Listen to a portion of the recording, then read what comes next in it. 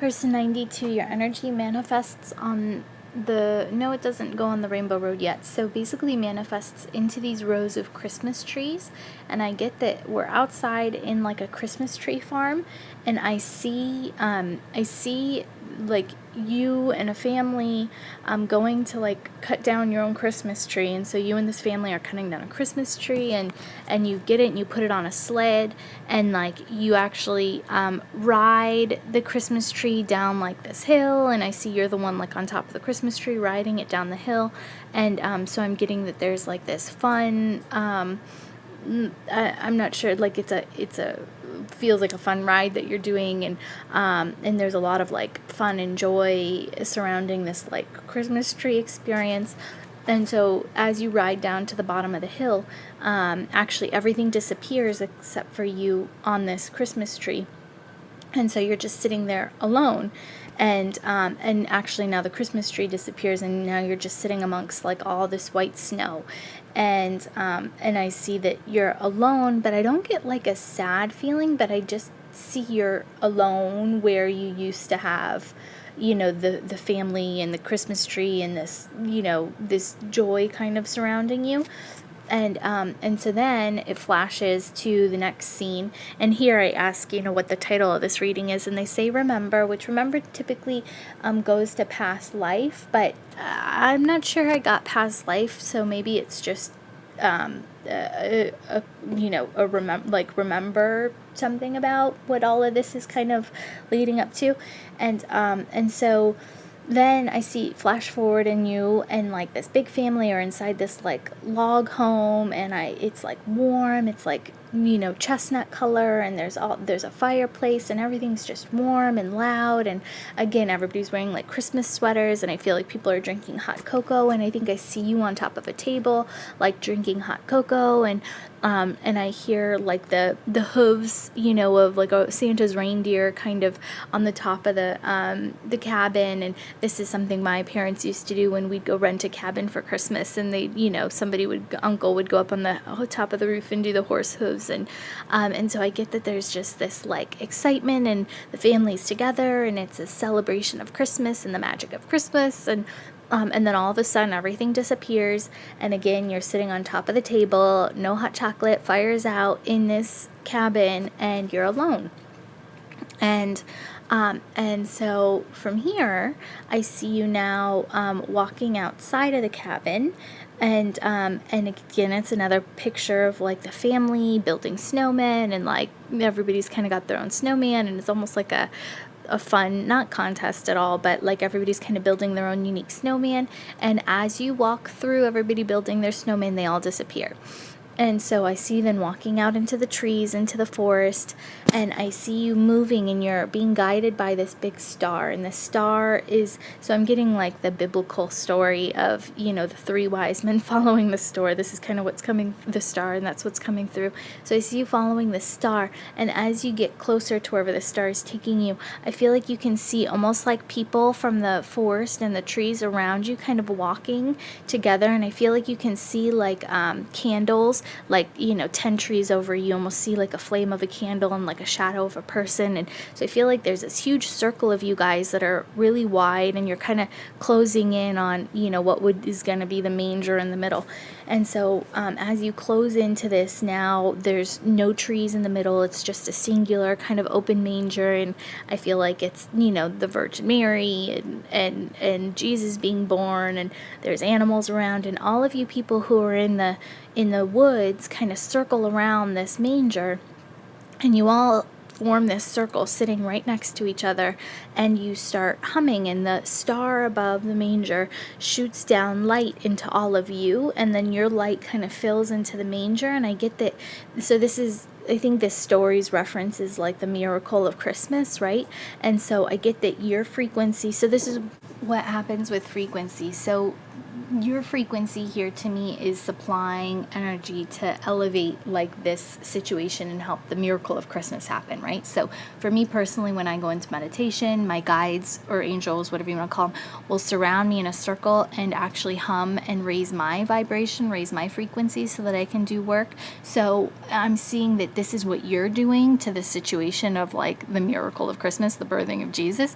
So what I'm getting is whatever you were holding on to, and back to the original beginning of this story with the, the family situations of joy and then you being alone. So I'm getting that whatever that's relating to for you, and I don't know if it does have to do with family. It feels like that, but of course family can always be a symbol connecting to something else. But it feels like maybe there was some breaking down of this joy that's kind of cultivated amongst the family unit. And so what they're showing me with this, this version of you circling around like the manger and being able to supply your frequency and your energy to help raise the energy to create this miracle of Christmas, is that you can do that same thing to mend the energy of whatever it was from the beginning of this reading. Why that the family was together and happy, and then you're in this kind of alone position, and they're almost, I'm getting the relationship here is that you have the ability to change the frequency of the situation. Like you can create the miracle. Like your energy is the pillar to be able to create the miracle and not have to be in that solitude or whatever that symbology from the beginning of the reading is. And so from here, I then see you go onto the Rainbow Road, and I see you turn into the archetypal vision of the Hermit. So if you're looking at a tarot card, the Hermit card comes up. So I see the Hermit from that card start walking the Rainbow Road, and he's got his staff, and he's got the lantern of light shining just a little orb of light, and he's cloaked in the big hood over his head, and he's walking towards some kind of destination. And he, like halfway through, he kind of looks at me under the hood and just kind of winks and keeps going. And I feel like he's moving up to like something of like the Fountain of Youth or something. And so I see him get to a well of water. And so I'm going Fountain of Youth, like Pool of Wisdom, like all these kind of words and things are coming into my head. And so I see him drop the bucket into the well, and the bucket like goes down like miles down into the earth.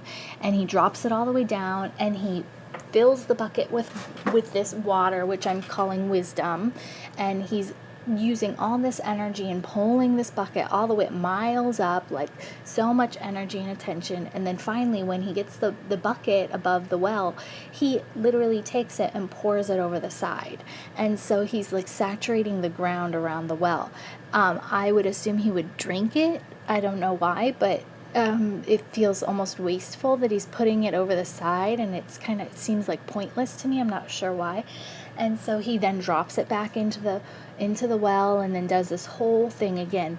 And it's tedious, it's time consuming, and it's he's like spending so much energy trying to get this pool of water and this wisdom, and he's taking so much time and effort to get the wisdom, and then he's just pouring it over the side, and he does this probably 20 times before this next part happens. So he's completely like poured water around the entire base of the well, and then when he is done, he basically sits down with his back against the well facing a full moon. And this moon is like, it feels like it's just inches away. Like the moon is huge and glowing. And so anytime I see a moon, at least in this, I'm getting that it's going to represent a cycle and a phase. And that's also because of the Hermit.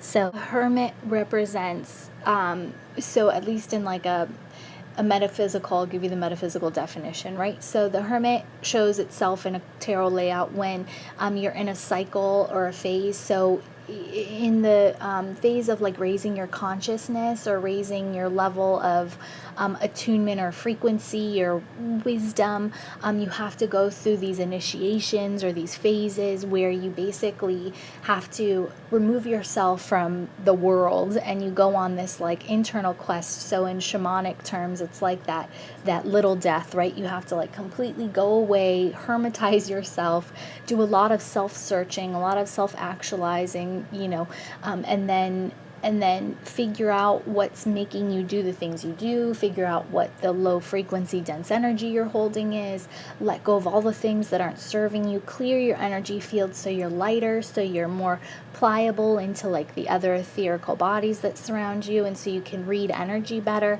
And so you have to go into this hermit phase in this cycle to learn about yourself, to be able to grow and kind of achieve the next level of consciousness. And so basically what I'm seeing is that this hermit, he's, it's a cycle, it's a phase, and you've probably maybe gone through this where you've gone through a lot of soul searching, and so now it's time to acquire the wisdom, the knowledge. And I was almost getting like a school attachment here, so it doesn't have to be spiritual, and later I'll go over what it could mean if you're not on a spiritual quest. But basically, then you get to the well, and it's like you've spent all this time and energy cultivating the knowledge, the wisdom, acquiring this knowledge and wisdom, and then basically you're now sitting down in it, and it's time to absorb it. So I feel like you're the sponge now in the cycle, absorbing the wisdom. So I feel like you're sitting down into the water, and you're basically slowly pulling all of this wisdom that you've poured into the ground into you. And maybe this is maybe this is why, because in the ground it's connected to the root chakra, and it's a slow absorption. So maybe this is a really healthy way, because I've done it in different ways, forceful ways, and it's not the easiest, and it's actually pretty painful to do it in different ways. So maybe they're showing me that you're doing this in a really healthy way. And so it's now you're in the absorption of this wisdom process, right? So now it's like you've kind of learned the lessons, and you know what you need to do, and you've absorbed all that wisdom. And so now here's the next part of the phase. Now I see you stand up as the hermit, and you turn into like a Roman soldier, and you have the breastplate and the helmet, and you've got this sword, and it's like you go running off into battle. So you're running towards the portal, which is represented by a door frame, and this takes you usually in my vision to the next part of the journey. And I see you running through what looks like these like black bat type, like kind of spirit type things, and you're like running and fighting, and these bats are kind of all coming at you, and you're like using your sword, and you're trying to cut through them all to get to like the door frame. So what I get is that now this is the phase of the journey that you would have to then go into the world and actually apply the wisdom. So it's the battle, it's that hard battle of like, now you know what you need to do, and now you have to go do it, right? So you have to fight for kind of what you've learned and what you need. And so as you move through the portal, I'm wondering where you're going to be. I'm like, okay, well, what's this cycle she's going through? Where is she in her growth process? And as you jump through the portal, you actually land down on the sacral chakra, and I see you move from the sacral chakra up to the solar plexus chakra. And as you attach into the yellow solar plexus chakra, this like yellow sun, you basically are sitting in like a Buddha lotus position, and this yellow sun like comes from the behind you, attaches into your body, and like illuminates your entire body. Like the sun and you are one, and you're connected. And like, so going from a sacral chakra, which is the emotional body, into the solar plexus chakra. So I'm guessing that this is the phase, this is the cycle, this is the initiation that you're trying to grow from. And so what I'm thinking is that you're kind of in this battle part, or maybe you're going to be going into this battle part of this journey. So what that means to me is moving from being emotionally connected into things, and not allowing emotions to kind of dictate your path anymore, and stepping aside from the emotions and allowing the wisdom of this solar plexus chakra to come through. So the difficulty you could come into is now overanalyzing with the mind, because that's attached to the solar plexus chakra is the mental body. So you could jump from being attached to emotion, and then when you actually let go and can allow emotions to guide your path, and not get engaged with the energy of like anxiety, confusion, jealousy, anger, fear, not letting those things become you, but allowing those to be indicators of where your path needs to go. And so if you can do that, I feel like that's going to help bring you to the next level of the conscious state. And then that's in the mental body, and in the mental body is where you can pull down all that divine wisdom that you were kind of harvesting as that hermit. And so and so just don't fall into the trap of overanalyzing, because the mental body is supposed to be very open and clear and kind of like air-like, right? And so just don't allow the left brain to come in too much if you are transitioning into that point. But so back to the point. So I was kind of getting like school when I was seeing this hermit, like you could be seeking all this knowledge. And so now I'm going, okay, well, what if she's not on a spiritual path, but this is something more pertaining to a physical aspect of her life. And so I was like, okay, if this was school, how could this play out for her in a way that she would understand? So basically, let's say you were going through schooling or education or something about this. So in the hermit, you're going through this kind of I think a hermit is kind of like the person going to school. They don't know what they want to do. It's a very self-reflective path. You're going and experiencing a lot of things, and the well represents all the wisdom that you're coming across and you're trying to attain, and you have to work really hard to secure and obtain all of this wisdom. And then basically at the end of that path, you're pouring the water out, and you sit down and you begin to allow it to saturate, so you're pulling into you only those key components of what really matters to you. And then from here, it's not allowing the energy or the emotion of the situation to drive you. So it's allowing, the emotions to surrounding all this knowledge and wisdom to kind of help guide your path, but not allowing yourself to get so engrossed in it that you can't see clearly where your path is going. And then the ultimate goal is to be able to allow the wisdom that you've been seeking to really unfold for you and be that clear path of divine wisdom that keeps you very aligned. And it's an easy thing, and it's not heavy, and it's not convoluted like it would be if you were really into the emotion of all of these situations. Because with schooling, there could be confusion, and there could be fear, and there could be anxiety, and all these things that you really get attached to. And so it's allowing yourself to let go of that. And so from here, I see you turn around, and now you're facing your Akashic records, and your Akashic records look like, and I couldn't remember the name of this TV show, the one with the two Olsen twins, and they're in San Francisco. I think their last name's the Tanners. One of the girls' names is DJ. It's got the three comedians, and they all kind of raise these girls. There's no mom in the picture. And it's in San Francisco, and the theme song is literally playing. I can't think of the name of this TV show, even though I grew up watching it, but the theme song is like word by word playing. And so I sing way too much in these things, and I shouldn't, but I'll sing just a little line. So it's the everywhere you look,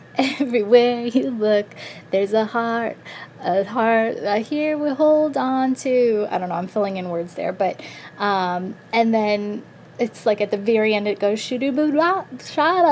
I don't know, it's like this jazzy ending. And so it's like very connected to the heart center, which is really interesting because that's very emotional. And it's saying like that everywhere you are, like the family's there, that there's somebody there, that the emotions are there. It's really interesting because it kind of suits the whole reading, I think, very well.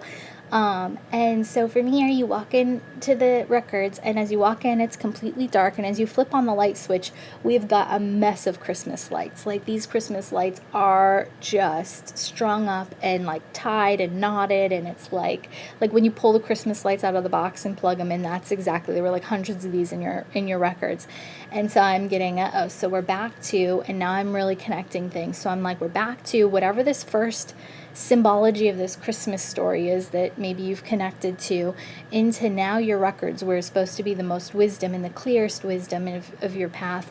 I'm getting that there's this, maybe whatever emotion you're holding on to from that Christmas story is not allowing you to see clearly now into the wisdom of the records. And I'm getting that this could be the emotional tie that's maybe making it really hard for you to move through this emotional plane, or this sacral chakra energy up into the wisdom of the solar plexus chakra energy. And so whatever that might be, that connection is, I think that maybe plays out here. And so I call down your higher self and ask what's for the greatest good for you to know at this moment in time. And it was interesting because the first thing they said is, this is the house this is the house you grew up in. And I don't know, I'm like, okay, it could be as easy as being raised in San Francisco, but I don't think that's, it was like a row house from San Francisco. I don't know. That would be really too specific, I think. But I don't know if it's maybe referencing again the Christmas story. But so then the higher self proceeds to tell me that you are very empathic, and maybe this is why it's so hard for you to get out of the emotional body, because maybe you don't know that you are very empathic and taking on a lot of the emotions or the emotional fields of other people. And so I think that's maybe a reason why all of this is coming through, is that to get really clear on your own emotions.